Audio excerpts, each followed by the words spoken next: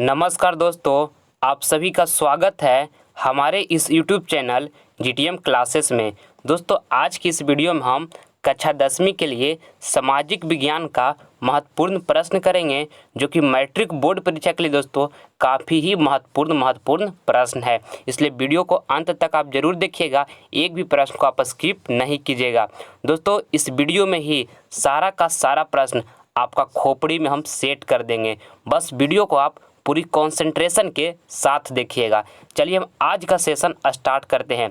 देखिए, आज का पहला प्रश्न है हमारा कि भारत का राष्ट्रीय पशु कौन सा है। तो फर्स्ट ऑप्शन में लिखा हुआ है शेर, सेकेंड ऑप्शन में लिखा हुआ है बाघ, और थर्ड ऑप्शन में लिखा हुआ है हाथी, और लास्ट ऑप्शन में लिखा हुआ है बैल। तो दोस्तों, भारत का राष्ट्रीय पशु कौन सा है? तो हमारा बाघ है दोस्तों। ऑप्शन नंबर यहाँ पर बी बिल्कुल राइट हो जाएगा।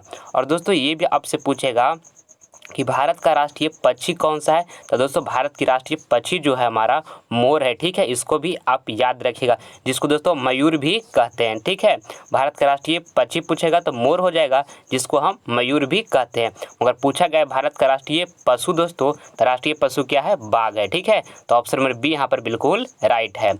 आइए अगला प्रश्न अब हम देख लेते हैं। दूसरा नंबर प्रश्न में आपसे यहाँ पूछा गया है कि अर्थव्यवस्था कितने प्रकार के होते हैं। फर्स्ट ऑप्शन में लिखा हुआ 1, सेकेंड ऑप्शन में लिखा हुआ 2, थर्ड ऑप्शन में लिखा हुआ 3, और लास्ट ऑप्शन में लिखा हुआ 4। तो दोस्तों, अर्थव्यवस्था कितने प्रकार के होते हैं? तो अर्थव्यवस्था दोस्तों 3 प्रकार के होते हैं। ऑप्शन में सी यहाँ पर हमारा बिल्कुल राइट आंसर हो जाएगा। और दोस्तों, 3 प्रकार के अर्थव्यवस्था कौन कौन होते हैं? तो जो पहला हमारा होता है दोस्तों, वो पूंजीवाद अर्थव्यवस्था होता है, और दूसरा जो हमारा होता है वो हमारा होता है सामाजिकवाद अर्थव्यवस्था, और तीसरा जो हमारा होता है दोस्तों वो मिश्रित अर्थव्यवस्था होता है। ठीक है, ये तीनों को भी आप याद रखिएगा कि अर्थव्यवस्था कितने प्रकार के होते हैं। तो 3 प्रकार के। और पहला जो हमारा होता है पूंजीवाद अर्थव्यवस्था, और दूसरा जो होता है समाजवादी अर्थव्यवस्था, तीसरा जो होता है दोस्तों मिश्रित अर्थव्यवस्था। ठीक है, चलिए अगला प्रश्न अब हम देख लेते हैं। तीसरा नंबर प्रश्न देखते हैं। तीसरा नंबर प्रश्न काफ़ी महत्वपूर्ण प्रश्न है। इसमें आपसे पूछा गया है कि निम्न में से किसको प्राथमिक क्षेत्र कहा जाता है। फर्स्ट ऑप्शन में लिखा हुआ है सेवा क्षेत्र, सेकेंड ऑप्शन में लिखा हुआ है कृषि क्षेत्र, थर्ड ऑप्शन में लिखा है औद्योगिक क्षेत्र, और लास्ट ऑप्शन में लिखा है इनमें से सभी। तो दोस्तों, निम्न में से किसको प्राथमिक क्षेत्र कहा जाता है? तो कृषि क्षेत्र को दोस्तों प्राथमिक क्षेत्र कहा जाता है। ठीक है, ऑप्शन नंबर बी यहाँ पर हमारा बिल्कुल राइट हो जाएगा। और दोस्तों, सेवा क्षेत्र को हम तृतीयक क्षेत्र कहते हैं। ठीक है, इसको आप याद रखिएगा कि सेवा क्षेत्र को हम तृतीयक क्षेत्र कहते हैं, और औद्योगिक क्षेत्र को दोस्तों हम द्वितीयक क्षेत्र कहते हैं। ठीक है, आप इसको भी आप याद रखिएगा। और कृषि क्षेत्र को दोस्तों हम क्या कहते हैं? तो कृषि क्षेत्र को हम प्राथमिक क्षेत्र कहते हैं। ठीक है, ये काफ़ी महत्वपूर्ण प्रश्न दोस्तों आपका एग्जाम के लिए। आइए अगला प्रश्न अब हम देख लेते हैं। चौथा नंबर प्रश्न में आपसे यहाँ पूछा गया है कि विश्व व्यापार संगठन WTO की स्थापना किस वर्ष की गई। ठीक है, तो दोस्तों विश्व व्यापार संगठन WTO की स्थापना 1 जनवरी दोस्तों याद रखिएगा कि 1 जनवरी 1995 ईस्वी को दोस्तों WTO यानी कि विश्व व्यापार संगठन की स्थापना किया गया था। ठीक है, तो हमारा राइट आंसर जो होगा दोस्तों ऑप्शन में ए हो जाएगा 1995 में। ठीक है, ऑप्शन नंबर ए यहाँ पर हमारा बिल्कुल राइट हो जाएगा। और दोस्तों, ये भी आपसे एग्जाम में पूछा जाता है कि ये कितनी बार पूछा भी गया दोस्तों कि WHO, ठीक है, जिसको हम दोस्तों वर्ल्ड हेल्थ ऑर्गेनाइजेशन, इसका फुल फॉर्म होता है दोस्तों कि वर्ल्ड हेल्थ ऑर्गेनाइजेशन का जो स्थापना हुआ कब हुआ। तो इसको भी आप याद रखिएगा कि 7 अप्रैल दोस्तों 7 अप्रैल और 7 अप्रैल दोस्तों 1948 ईस्वी को दोस्तों WHO की स्थापना हुआ था। ठीक है, इसको भी आप याद रखिएगा, जिसको दोस्तों हम वर्ल्ड हेल्थ ऑर्गेनाइजेशन कहते हैं, इसका फुल फॉर्म होता है। तो WHO को दोस्तों स्थापना कब हुआ? 7 अप्रैल 1948 ईस्वी को हुआ था। ठीक है, और विश्व व्यापार संगठन की स्थापना कब हुआ दोस्तों? तो 1 जनवरी 1995 ईस्वी को हुआ। ठीक है, आइए अगला प्रश्न अब हम देख लेते हैं। पाँचवा नंबर प्रश्न काफ़ी महत्वपूर्ण प्रश्न है। इसमें आपसे पूछा गया है कि भारत के किस राज्य की प्रति व्यक्ति आय कम है। फर्स्ट ऑप्शन में लिखा हुआ है बिहार, सेकेंड ऑप्शन में लिखा है गोवा, थर्ड ऑप्शन में लिखा है दिल्ली और लास्ट ऑप्शन में लिखा है मुंबई। तो भारत के किस राज्य की प्रति व्यक्ति आय कम है? तो दोस्तों बिहार जो है, बिहार का प्रति व्यक्ति आय कम है। ठीक है, ऑप्शन में ए यहाँ पर हमारा बिल्कुल राइट हो जाएगा। और दोस्तों बिहार हमारा जो राज्य है ये पिछड़ा राज्य है। ठीक है, इस तरह से आपको क्वेश्चन में पूछा जाता है कि भारत के किस राज्य को पिछड़ा राज्य कहा जाता है, तो बिहार जो है हमारा दोस्तों उसको पिछड़ा राज्य कहा जाता है। ये भी आपसे प्रश्न पूछा जाएगा कि भारत के किस राज्य की प्रति व्यक्ति आय अधिक होती है। ठीक है, तो जो अधिक होती है दोस्तों गोवा की होती है। ठीक है, प्रति व्यक्ति आय जो अधिक होती है कहाँ होती है? गोवा को होती है। ठीक है, ये भी आप याद रखिएगा। 3 प्रश्न आपको हम बताएं इसमें कि भारत के किस राज्य की प्रति व्यक्ति आय कम है, तो बिहार की कम है दोस्तों। और बिहार को हम पिछड़ा राज्य भी कहते हैं। और इस प्रश्न को इस तरह से भी आप पूछेगा कि भारत की किस राज्य की प्रति व्यक्ति आय अधिक होती है, तो गोवा को अधिक होती है। ठीक है, तीनों का आप याद रखें। आइए अगला प्रश्न अब हम देखते हैं, छठा नंबर प्रश्न में आपसे यहाँ पूछा गया है कि भारत के किस राज्य में कोयला का अधिक उत्पादन होता है? फर्स्ट ऑप्शन लिखा हुआ बिहार, सेकेंड ऑप्शन लिखा है उत्तर प्रदेश, थर्ड ऑप्शन लिखा है झारखंड और लास्ट ऑप्शन लिखा है पश्चिम बंगाल। तो भारत के किस राज्य में दोस्तों कोयला का अधिक उत्पादन होता है? तो झारखंड में होता है। ठीक है, ऑप्शन में सी यहाँ पर हमारा बिल्कुल राइट आंसर हो जाएगा। और दोस्तों कोयला का कितना प्रकार होता है? तो कोयले के 4 प्रकार होता है दोस्तों। कौन कौन होता है? तो एक बिटुमिनस होता है, लिग्नाइट होता है, एंथ्रेसाइट होता है, पीट होता है दोस्तों। ये चारों को भी आप याद रखिएगा। कोयला के 4 प्रकार होता है, बिटुमिनस, फिर लिग्नाइट, फिर एंथ्रेसाइट, फिर पीट। ठीक है, इसको भी आप याद रखिए। आइए अगला प्रश्न अब हम देख लेते हैं, 7वां नंबर।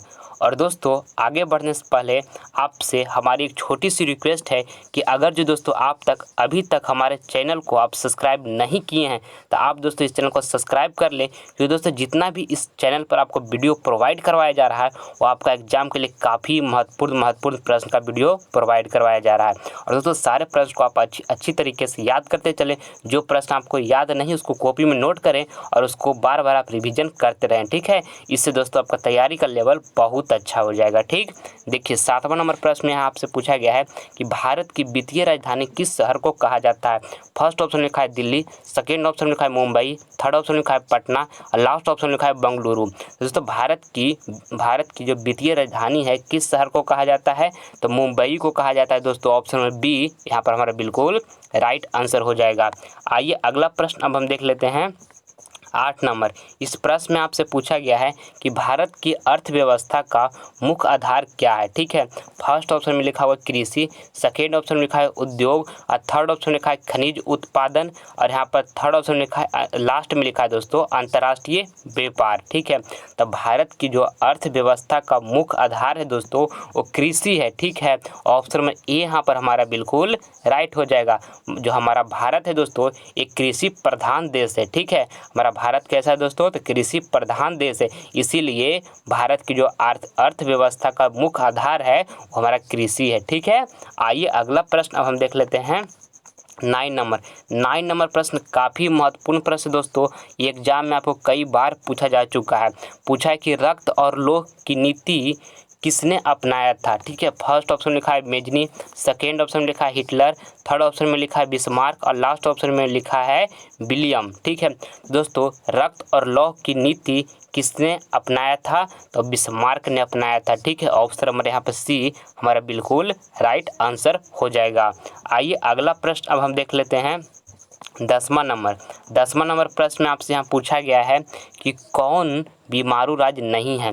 फर्स्ट ऑप्शन लिखा है बिहार, सेकेंड ऑप्शन लिखा है मध्य प्रदेश, थर्ड ऑप्शन लिखा है उड़ीसा और लास्ट ऑप्शन लिखा है कर्नाटक। तो दोस्तों कौन इसमें जो है बीमारू राज्य नहीं है? तो दोस्तों कर्नाटक जो है हमारा बीमारू राज्य नहीं है। ऑप्शन में डी यहाँ पर हमारा बिल्कुल राइट हो जाएगा।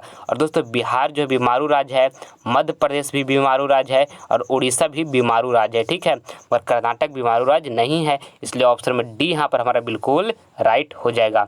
आइए अगला प्रश्न अब हम देख लेते हैं, 11 नंबर प्रश्न भी काफ़ी महत्वपूर्ण प्रश्न दोस्तों आपका बोर्ड परीक्षा के लिए। भारत में कहाँ औरतों के लिए आरक्षण की व्यवस्था है? फर्स्ट ऑप्शन में लिखा हुआ है लोकसभा, सेकेंड ऑप्शन में लिखा है मंत्रिमंडल, थर्ड ऑप्शन लिखा है विधानसभा और लास्ट ऑप्शन लिखा है पंचायती राज संस्थाएं। तो दोस्तों भारत में कहाँ औरतों के लिए आरक्षण की व्यवस्था है? तो पंचायती राज संस्थाएं में दोस्तों।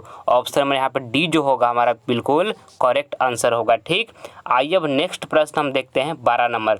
12 नंबर प्रश्न काफ़ी महत्वपूर्ण प्रश्न है दोस्तों। इसमें आपसे पूछा गया है कि भारत में वित्तीय वर्ष कहा जाता है। फर्स्ट ऑप्शन लिखा है 1 जनवरी से 31 दिसंबर तक, और यहाँ सेकेंड ऑप्शन लिखा है 1 जुलाई से 30 जून तक, थर्ड ऑप्शन लिखा है 1 अप्रैल से 31 मार्च तक, और लास्ट ऑप्शन लिखा है 1 सितंबर से 31 अगस्त तक। तो दोस्तों भारत में वित्तीय वर्ष कहा जाता है तो 1 अप्रैल से 31 मार्च तक दोस्तों। ऑप्शन में सी यहाँ पर हमको बिल्कुल करेक्ट आंसर है। भारत में वित्तीय वर्ष कहा जाता है दोस्तों तो 1 अप्रैल से 31 मार्च तक। ऑप्शन में सी दोस्तों बिल्कुल करेक्ट आंसर है। अब हम नेक्स्ट प्रश्न देखते हैं 13 नंबर। 13 नंबर प्रश्न में आपसे यहाँ पूछा गया है कि भारत का सबसे बड़ा बंदरगाह है। फर्स्ट ऑप्शन लिखा है मुंबई, सेकेंड ऑप्शन लिखा है कोलकाता, थर्ड ऑप्शन लिखा है चेन्नई, और लास्ट ऑप्शन लिखा है इनमें से कोई नहीं। तो भारत का सबसे बड़ा बंदरगाह जो है दोस्तों कौन है? मुंबई है। ठीक है, ऑप्शन में ए हमारा बिल्कुल करेक्ट आंसर हो जाएगा।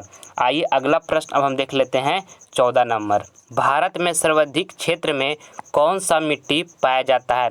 फर्स्ट ऑप्शन में लिखा हो जलोढ़ मिट्टी, सेकेंड ऑप्शन लिखा है काली मिट्टी, थर्ड ऑप्शन लिखा है पर्वतीय मिट्टी, और लास्ट ऑप्शन लिखा है बलुई मिट्टी। तो दोस्तों भारत में सर्वाधिक क्षेत्र में कौन सा मिट्टी पाया जाता है?